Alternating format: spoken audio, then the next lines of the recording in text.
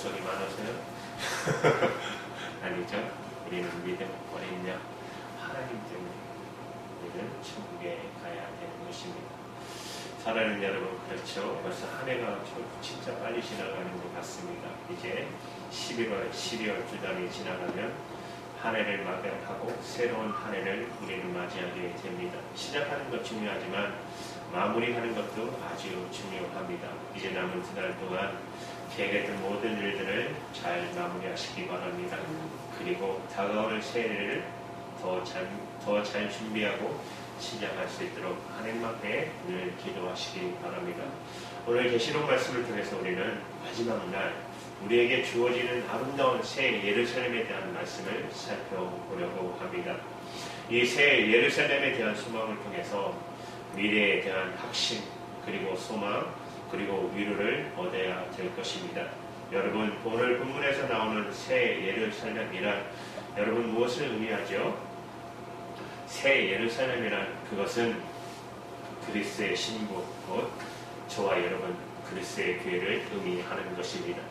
그리스도께서 주님의 재림과 더불어 나누게 될 그 교회가, 그리스의 교회가 주님의 재림과 더불어 나누게 될 영광스러운 그 모습을 미리 우리에게 보여주고 있는 것입니다. 여러분 9절에서 11절의 말씀 한번 다시 같이 읽어볼까요? 시작.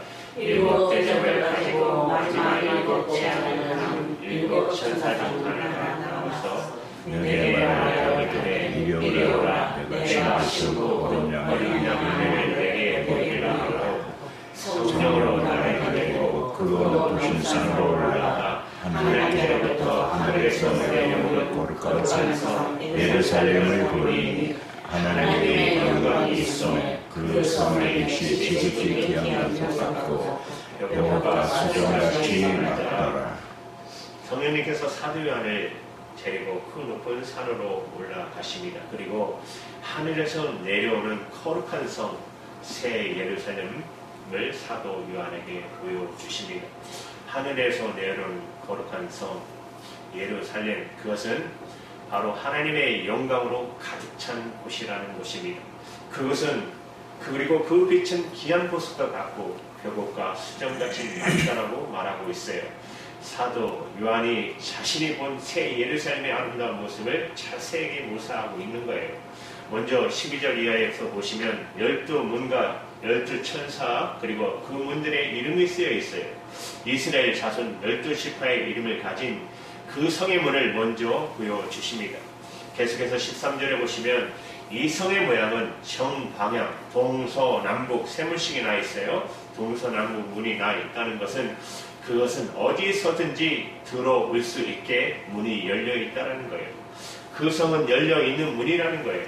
또 그 성은 누구나 들어올 수 있고 어느 곳에 어느 민족이나 들어올 수 있는 성이라는 것입니다. 하나님께서 세상을 위해서 제공하신 이 구원의 성인 새 예루살렘 곧 그리스의 교회는 어느 국가, 어느 족속, 어느 도시, 어느 민족에게도 상관없이 열려있는 그러한 성이라는 것입니다.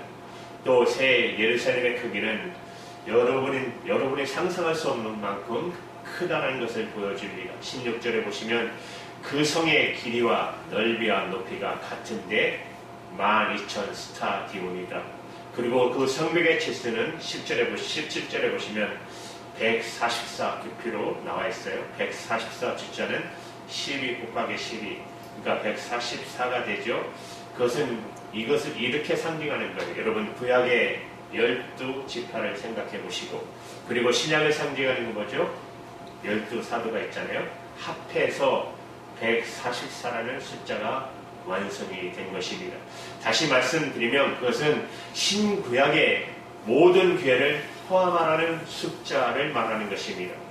그리고 여러분 또한 14절에 보면 12기초석, 12기둥이 새겨진 12사도의 이름이 쓰여 있습니다.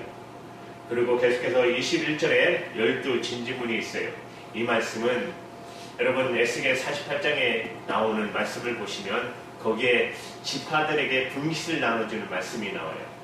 누벤 지파에게 어느 땅을 주고 베냐민 지파에게 무슨 땅을 주고 하는 그런 이 말씀이 에스겔에 나오는데 그 모습을 보여주고 있는 거예요. 12진군의 12사도들의 이름이 있고 12기둥에 그 이름이 새겨져 있다는 것은 여러분 모든 족속들이 모든 백성들이 새 예루살렘으로 출입하기 위한 자기 자신만의 문이 있다라는 것이에요. 성문은 항상 열려 있을 뿐만 아니라 하나님의 임재로 드러나는 모든 사람은 동등한 권리와 동등한 자유를 가지고 들어갈 수 있는 성이라는 것입니다. 또 이 성의 중요한 특징은 하늘의 도성에는 뭐가 없죠? 성전이 없어요. 22절 말씀을 보십시오. 우리 같이 읽을까요? 시작. 하나님의 성전을 내가 보지 못하였으니 이는 전능하신 하나님 전능하신 이와 및 어린 양이 그 성전은 되십니다. 그렇죠.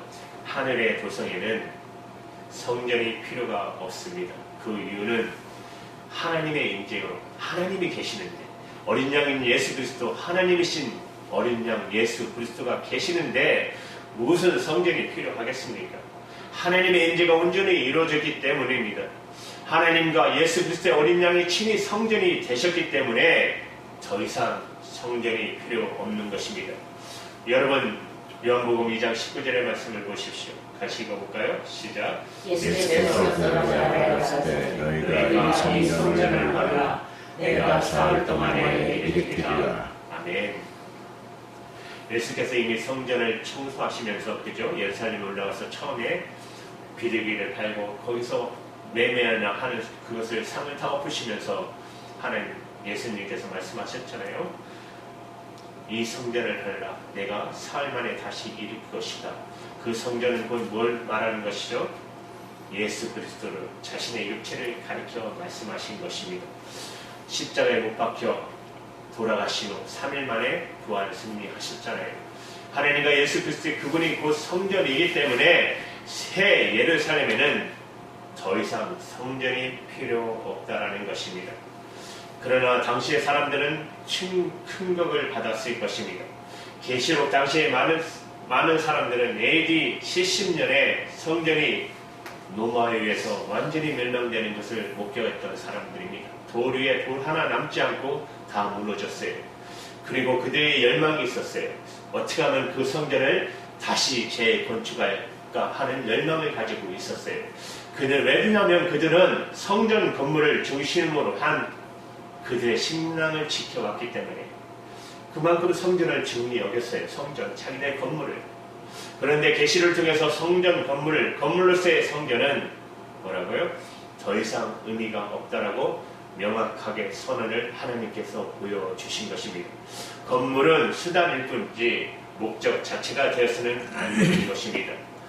여러분, 전에 교회를 구입하고 이제 성전을 다 재장단을 했어요. 근데 문을 보니까 색깔이 안 맞는 거예요. 이건 하나님의 성전에 이런 색은 안 된다. 그래서 색을 칠했어요.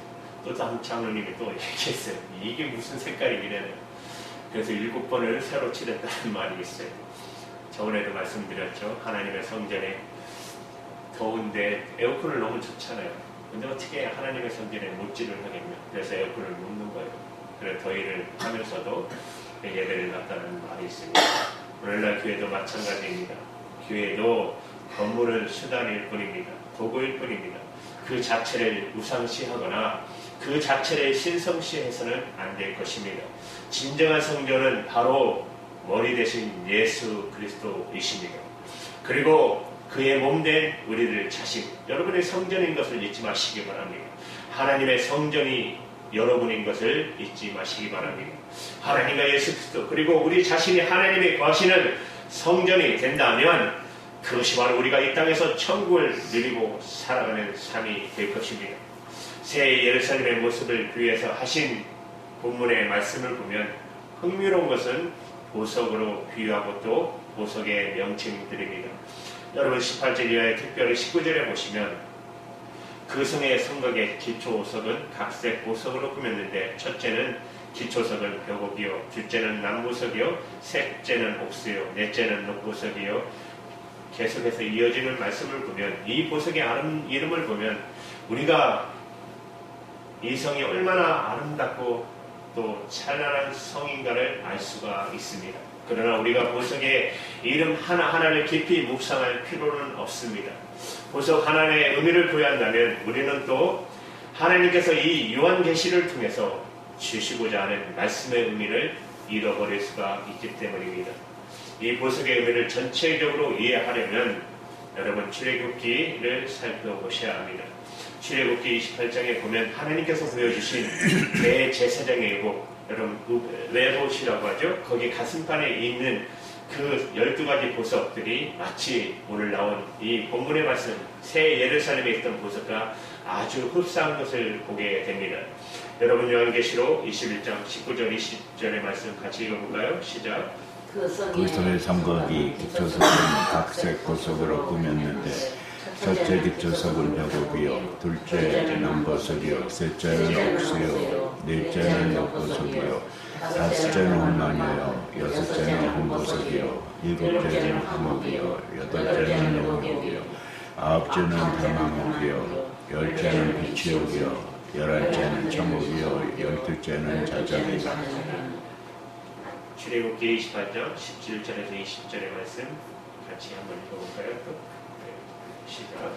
그것에 예술로 소설을 물려내 첫줄은 홍보석, 화목, 녹주옥이요 둘째 줄은 성미석, 남보석, 홍말려요 셋째 줄은 호박, 백만호, 자수종이요 넷째 줄은 홍보석, 홍마녀, 벽이옥으로 다 군패를 물릴지니.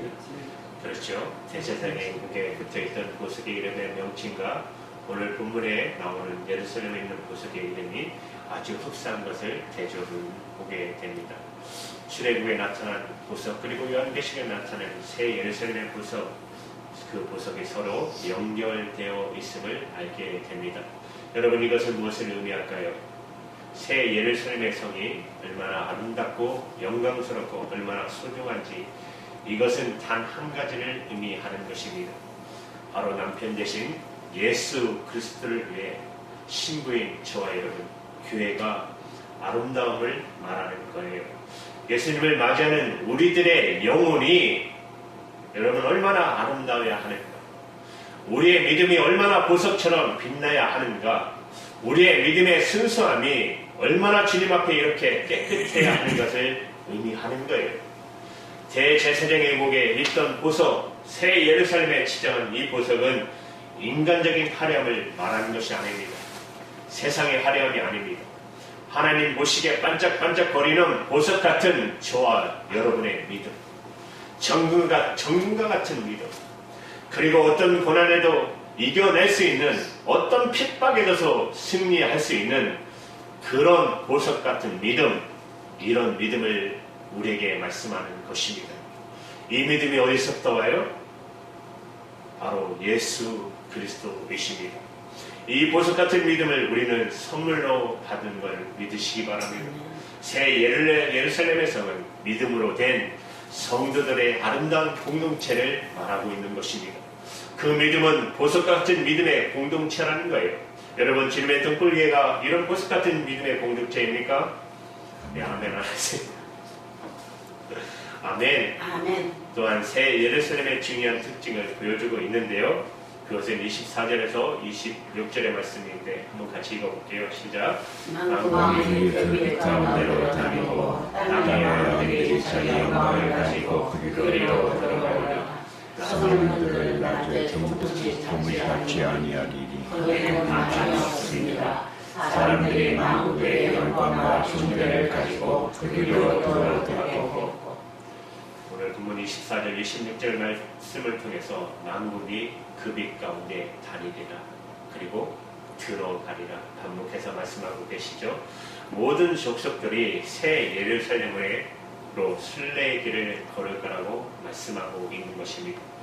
열방의 글쎄 빛으로 나오는 새 예루살렘으로 나와 주님 앞에 나오는 그런 모습을 한번 상상해 보십시오.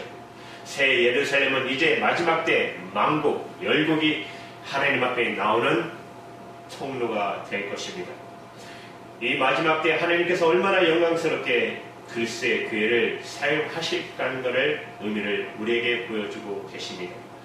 이제 교회의 마지막 영광스러운 모습을 우리가 이제 봤다면 오늘 우리의 교회의 모습이 비록 연약하고 또 문제가 많고 실망스러운 모습이 보여도 우리에게 회복되어야 할 믿음은 바로 우리의 마지막 영광스러운 모습, 그 모습을 소망하고 앙망하는 것입니다.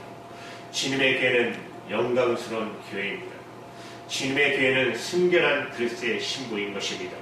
여러분을 소중히 여기시기 바랍니다. 여러분은 하나님의 성전이고 오늘 말씀하신 것처럼 주님의 교회입니다. 아름다운 빛으로 빛나는 보석 같은 사람들이 모인 것이 바로 교회입니다.